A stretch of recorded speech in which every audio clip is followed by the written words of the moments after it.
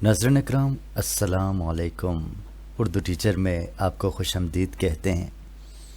आज हम ये जानने की कोशिश करेंगे कि राबिते की अलामत कहाँ इस्तेमाल होती है।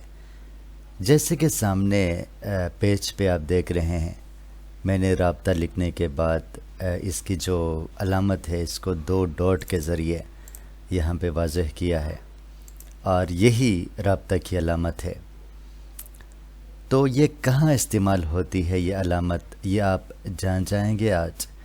सबसे पहली बात यह है कि जब भी हमने किसी का कौल बयान करना हो, किसी का फरमान बताना हो, किसी की बात कहनी हो, उस पे ये राब्ते की अलामत इस्तेमाल करते हैं।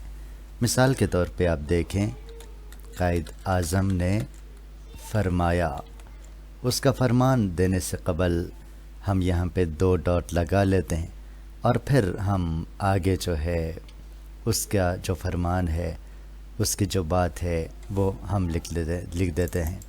इस तरह शायर ने कहा है, शायर ने कहा है, 2 डॉट लगा दी, आगे जो शेर होगा वो हम लिखेंगे या हम लिखते हैं बकौल शायर 2 डॉट, राबिते की अलामत हमने लगा दी और आगे जो है हम इसका शेर लिखेंगे।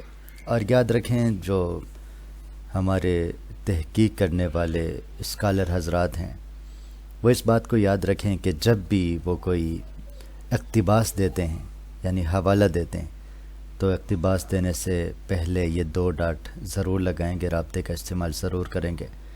मिसाल के तौर पर इस हवाले से फ़लान रकम करते हैं या फ़लान लिखते हैं तो 2 डॉट लगाने के बाद, राब्ते की अलामत लगाने के बाद उसकी बात या उसका इक़्तिबास जो है वो दर्ज करेंगे।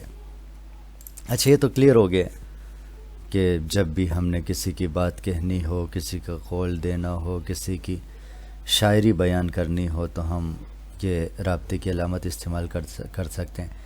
इसके साथ साथ याद रखें, जब भी हमने कोई तफसील देनी होती है उसमें भी राब्ते की अलामत इस्तेमाल करते हैं। मिसाल के तौर पर, ख़ास तौर पर हेडिंग देते हुए, जो हमारे तहकीक करने वाले हजरात हैं वो जब तहकीक के दौरान मुख्तलिफ़ मकामात पर हेडिंग देते हैं, जैसे मिंटू के अफसानों में सिमाजी मसाइल, ये एक हेडिंग है तो इसमें 2 डॉट लगा लेंगे, फिर आगे जाके जो है उसकी तफसील ये लिखते जाएंगे, उस हेडिंग के नीचे जो जो तफसीलात उन्होंने लिखना होता है वो लिखेंगे।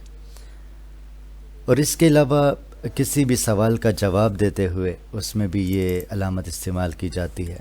मिसाल के तौर पर कोई सवाल किया गया है तो जवाब, ये 2 डॉट लगा लिए और उसका जवाब हम लिखना शुरू कर देते हैं। वैसे ये भी एक हेडिंग ही है, जवाब की हेडिंग है, तो हेडिंग के सामने भी यह अलामत इस्तेमाल की जाती है। तो नाज़रीन इकराम, आज के लिए इतना ही। इंशाल्लाह दोबारा हाज़िर होंगे। बहुत शुक्रिया। अल्लाह हाफ़िज़।